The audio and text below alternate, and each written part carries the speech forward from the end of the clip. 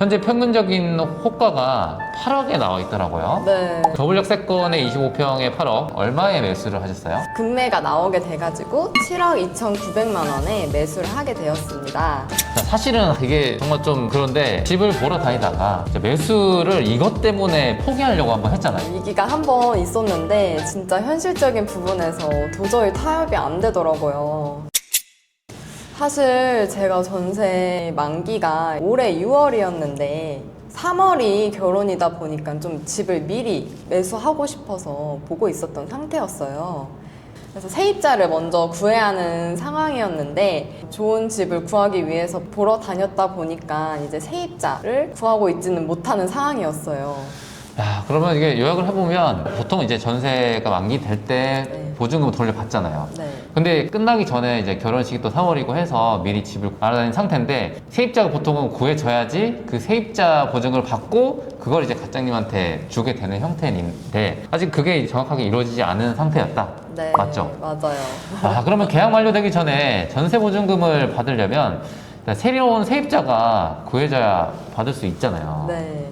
그래서 제 계획은 잔금 날짜를 좀 길게 하고 그 사이에 전세입자를 좀 빨리 구할 수 있겠지. 그냥 안일하게만 생각을 했는데 소유님이 그러면 안 된다고 하셔가지고 일단은 매수를 좀 보류하려고 했었죠. 자, 이거 진짜 위험합니다. 이게 뭐냐면 선매수 후매도라는 얘기가 있듯이 이게 먼저 내가 계약을 하고 난 뒤에 내 수중에 정확하게 보증금이 들어오지 않은 상태에서 막연하게 언젠간 되겠지라는 식으로 접근을 처음에는 하려고 했잖아요. 네.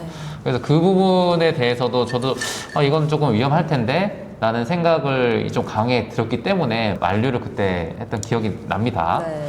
근데 보통 이런 경우에 리스크가 딱 그거였어요.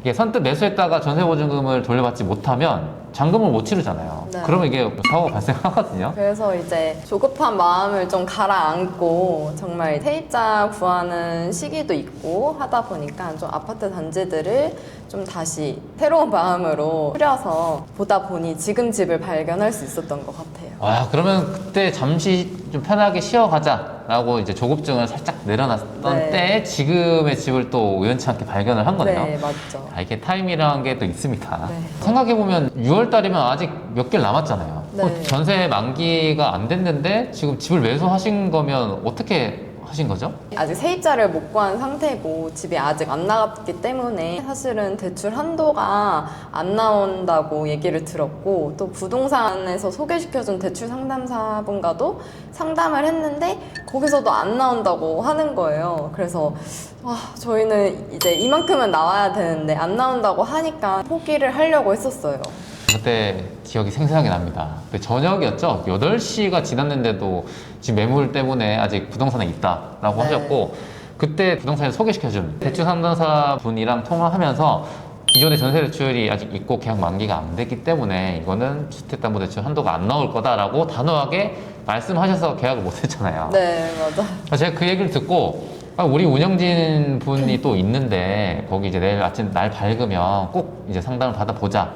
그래서 그날 포기를 했지만 너무 아쉬운 거예요. 그래서 소유님이 소개시켜준 이 대출 상담사분께 다음날 아침부터 바로 연락을 했죠. 그래서 기준을 말씀드리고 종잣돈이랑 얼만큼 대출을 받을 건지 상담을 한 후 이제 저희가 필요했던 금액이 나올 수 있다는 얘기를 듣게 돼서 매수를 하게 되었습니다. 자, 이게 또 진짜 좋은 팁인데 우리가 대출 상담을 받을 때 실제로 은행 지점에 방문해서 받는 경우가 있고 그 다음에 대출 상담사분을 통해서 전화로 하는 경우가 있는데 이게 같은 대출 상담사라도 취급하는 은행 본인이 역량에 따라서 할 수 있는데도 불구하고 그냥 알아보지 않는 경우도 되게 많거든요. 이거는 제가 잘한 게 아니라 대출 상담사분은 어떤 사람을 만나야 되냐에 따라서 같은 상황인데 이걸 할 수 있다 없다로 접근을 할 수가 있어요. 그래서 할 수 있는데 그냥 막연하게 있으니까 안 된다라고 말씀을 하신 것 같아요. 만약에 그걸 또 안 알아봤더라면 네. 자금 융통이 안 되기 때문에 또 할 수가 없었겠죠. 네. 요약해보면 계약 만료가 되기 전에 전세를 빼지 않았는데도 불구하고 대출을 받을 수 있다는 것을 확인했기 때문에 이제 계약을 진행한 거네요.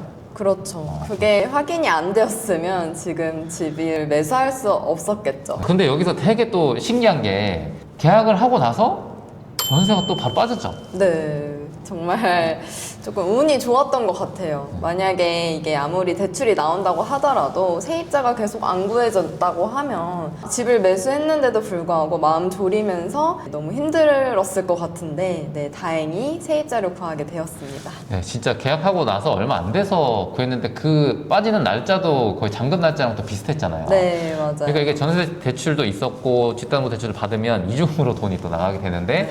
다행히 정리가 또 잘 돼서 정말 타이밍이 뭔가 저는 좀 신기하게 또 잘 맞아 떨어지더라고요. 네. 그러니까 지금 집이 호가가 8억 정도 하는데 그 당시에도 7억 뭐 한 중후반대로 형성이 돼 있었고 근데 그 금액을 거의 3천만 원 넘게 깎으셨죠? 네.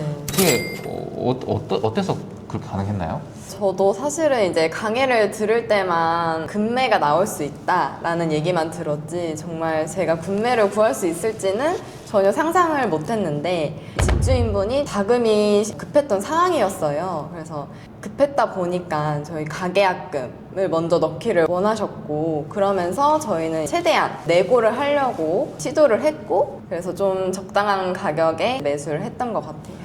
저도 딱 그때 들었을 때, 아, 이분 진짜 급하다. 이게 좀 죄송스러운 마음이지만, 어쨌든 우리는 최대한 우리 금액을 줄이기 위해서는 네. 심리전도 활용을 하긴 해야 돼요.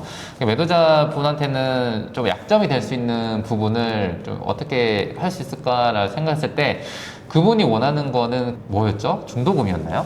네, 그분도 세입자를 내보내야 되는 상황이었기 때문에 처음에는 집주인분도 전세로 구하고 계셨어요. 근데 이제 세입자가 안 구해지기 때문에 어쩔 수 없이 자금이 부족해서 매매를 내놓게 되었습니다. 그렇죠. 원래는 이렇게 전세를 맞추려고 했는데 이 사람이 일단 나간대요. 전세입자 나간다고 해서 받아서 보증금을 돌려주려 했는데 못 구하니까 급하게 이제 매도로 전환을 한 거잖아요. 네, 그때 이제 우리가 쉬려고 한 타이밍에 알아보다 보니까 그분은 어쨌든 나간다고 하니까 돈을 빼줘야 되잖아요. 빨리. 네. 그래서 중도금이 진짜 급하게 그때 1억이 좀 넘었죠? 네. 그래서 계약하고 나서 한 3, 4일 뒤에 중도금을 넣게 됐어요. 네. 그게 1억 넘게 들어갔거든요. 그러니까 그런 조건들에 대해서 우리가 좀 맞출 수 있다고 생각을 했기 때문에 그런 일이 흔하지는 않거든요. 느낌이 또 7억 3천대랑 2,900이라도 또 느낌 다르잖아요. 좋은 가격에 또 협상을 했던 그런 사항을 또 맞이하게 됐어요. 자, 그러면 또 궁금한 사항이 입주하실 아파트가 2004년식이에요. 2004년식이면 벌써 20년이 딱 지났네요. 뭐 기본 수리가 안 된 집이 있을 수도 있고 인테리어가 또 잘 된 집이 있을 수 있었을 텐데 기본 집의 상태는 좀 어땠나요? 저희는 대부분 이제 구축 아파트, 2000년대 아파트 위주로 집을 받다 보니까 구축 아파트는 뭐 복도식이냐, 계단식이냐에 네. 따라 또 다르고 또 이제 기본 상태가 어떠냐에 따라 금액도 다 달라지더라고요. 인테리어를 봤을 때 저희한테 딱 맞는 인테리어가 된 집이 없었다 보니까 차라리 금액은 오히려 싸게 구하고 인테리어 하자라는 생각으로 그냥 기본 상태인 집을 구했던 것 같아요. 아, 맞아요. 이게 인테리어가 진짜 유무에 따라서 느끼는 체감이 다르거든요. 네. 그래서 지금 인테리어 공사를 하신다고 하셨는데 혹시 뭐 좀 어떻게 꾸미고 싶은 계획이 있나요? 저희가 요번에 매수한 집이 계단식 이제 네. 2000년대 25평이다 보니까 전실이나 이런 서비스 면적이 되게 좋아요. 네. 그래서 거실 확장이나 이제 방 확장까지 다 하면 정말 30평대 느낌을 낼 수 있겠더라고요. 그래서 조금 욕심을 내고 있습니다.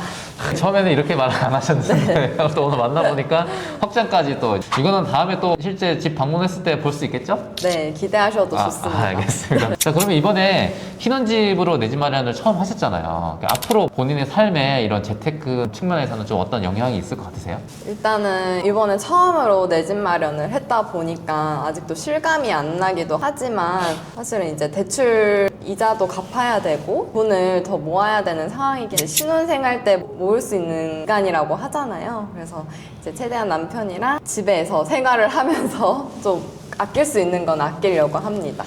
진짜 원래 경험이 정말 중요하거든요. 근데 경험을 쌓기 위해서 산 게 아니고 그냥 진짜 내가 내 집이 필요해서 이번에 경험을 하시게 된 거잖아요. 네. 이번 기회를 계기로 자본소득에 또 입문을 하셨으면 좋겠네요. 네. 또 장기적으로 보면 지금 첫 출발에 저는 정말 좋다고 생각을 해서 인테리어도 하시고 이제 신혼생활도 알콩달콩하게 하셨으면 좋겠습니다. 네. 자, 그러면 이제 집 구매 과정에서 가장 스트레스가 받았던 거를 꼽으라 그러면 뭐가 있을까요? 일단은 정말 현실적인 건 돈이었던 것 같습니다.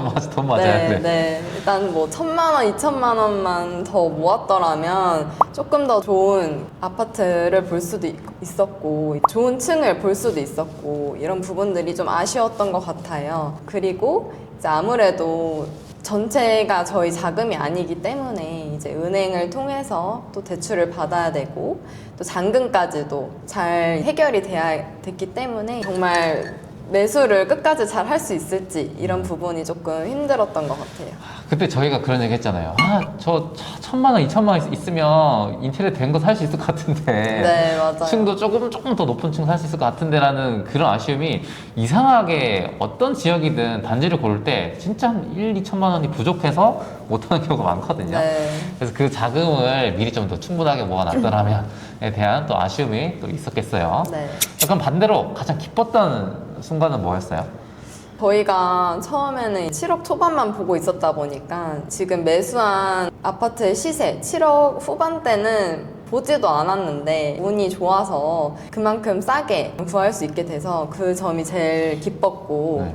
그리고 저랑 남편 회사가 다 3호선이에요, 둘 다. 네. 3호선이다 보니까 가까운 위치인 진짜 역세권 아파트를 구하게 돼서 이 부분이 제일 기쁘더라고요. 사실 제일 또 힘든 것도 돈이었고 기쁜 것도 돈이었고 네. 그다음에 출퇴근 거리도 뭐 역세권이기 때문에 금방 왔다 갔다 할 수 있으니까 그 점이 진짜 이게 돈으로는 따질 수 없는 가치가 되거든요. 네. 그래서 왜 사람들이 역세권 하는지 앞으로 느끼실 거예요. 네. 네, 오늘 되게 인터뷰도 재밌게 또 유익한 내용으로 응해 주셨는데 다른 예비 신혼부부분들이나 내 집 마련을 하고 싶은 분들에게 좀 해주고 싶은 조언이 있다면 뭐가 있을까요?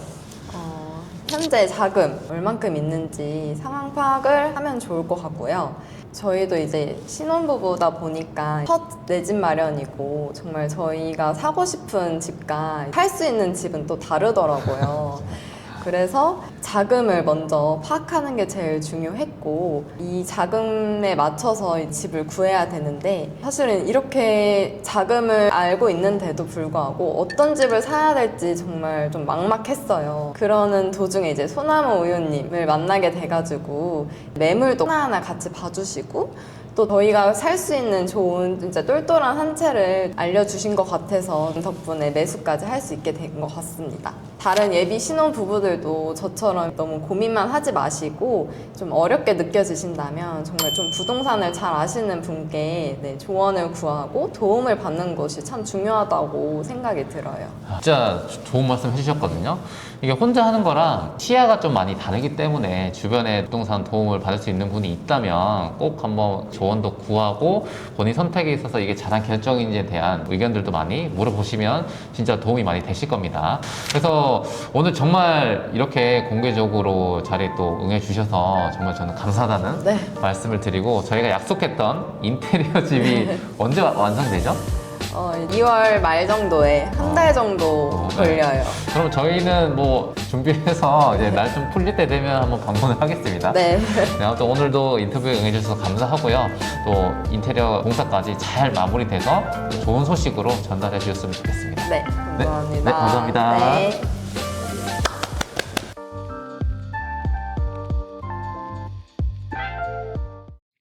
내집마련 원데이 마스터 특강 홍보하겠습니다. 어디서도 본 적 없는 내용과 앞으로도 보지 못한 내용을 알려드릴 예정입니다. 컨텐츠는 총 5개로 이루어져 있습니다. 첫 번째는 내 집 마련 필수 5단계, 두 번째는 여러분들이 모르는 대출의 기본 개념과 선택 기준에 대해서 정확하게 말씀을 드릴 예정이고요. 파트 3에서는 내 종잣돈과 소득에 따라서 살 수 있는 현실적인 집값을 모든 케이스별로 말씀을 드릴 예정입니다. 그리고 파트 4에서는 현재 미혼일 경우 그리고 결혼을 앞둔 예비 신혼부부일 경우 혼인신고를 한 부부일 경우에 따라서 케이스별로 알아보는 실전 금액대별 추천 지역까지 제가 다 말씀드릴 예정입니다. 마지막 파트 5에서는 여러분들이 궁금하셨던 거 다 가져오세요. 제가 처음부터 끝까지 모든 답변을 해드릴 예정입니다. 꼭 여기에 해당된다면 이번 강의 신청해 보시는 것을 적극 추천드리고요. 자타공인 138명 강의 만족도가 100%입니다. 그리고 저는 부스웨어 클럽 토크쇼를 작년 9월 그리고 12월 내지 마련 동행임장 컨설팅 부스웨어 크루 프라이빗 모임을 운영하면서 여러분들이 가지고 있던 수많은 고충들을 들어왔습니다. 그 고충들을 단번에 원데이에 해결해 드릴 수 있는 특강을 준비했으니 재강의 예정이 없습니다. 단 한 번의 기회 꼭 잡아보세요. 내지 마련 원데이 마스터 2월 16일 저녁 8시부터 온라인 중 강의로 시작되니까요. 신청 방법은 고정 댓글로 준비를 해놨으니 참고해 주시기 바랍니다.